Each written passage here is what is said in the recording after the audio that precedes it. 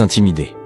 Il convoque secrètement une réunion d'urgence à Ouagadougou avec les présidents du Mali, du Niger et de la Guinée. La cupula se tient dans un bunker souterrain du palais présidentiel, loin des oreilles indiscrètes. Quand Traoré présente les preuves à ses homologues, l'atmosphère devient électrique. Le président malien Assimi Goïta frappe la table avec rage en apprenant que son propre ministre des Mines avait secrètement négocié le transfert des gisements d'or de Kidal. Le dirigeant nigérien découvre que des cartes détaillées montrent comment son pays serait divisé en 3 zones. Une pour la France, uranium, une pour l'Allemagne, terres rares, et une zone tampon sous contrôle international. Pendant que cette réunion secrète se déroule, un événement inattendu secoue la diplomatie africaine.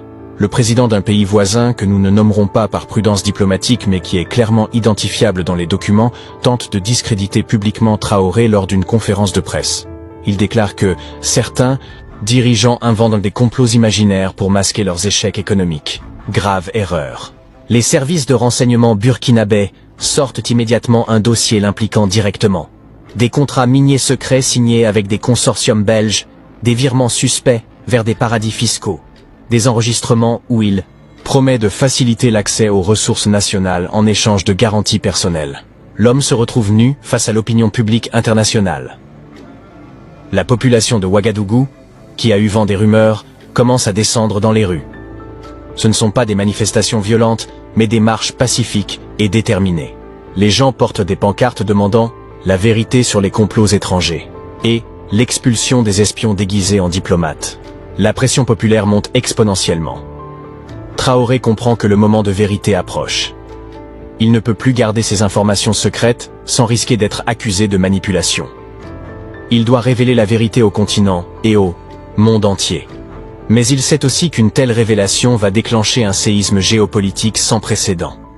L'Afrique va-t-elle être prête à affronter les conséquences de la vérité? Traoré prend la décision la plus importante de sa vie. Il va tout révéler publiquement dans un discours historique qui changera à jamais les relations entre l'Afrique et l'Europe. L'histoire africaine va se souvenir de ce jour comme celui où la vérité a explosé au grand jour. À 18h en précise, heure de Ouagadougou, Ibrahim Traoré apparaît sur tous les écrans de télévision, radio et plateformes numériques de 27 pays africains. Jamais un discours présidentiel burkinabé n'avait bénéficié d'une telle couverture médiatique. Les chaînes panafricaines ont interrompu leurs programmes habituels. Les réseaux sociaux sont en ébullition. Traoré se tient debout derrière un pupitre simple, flanqué du drapeau burkinabé et de celui de l'Union africaine. Son expression est grave, déterminée. Il porte son uniforme militaire impeccable.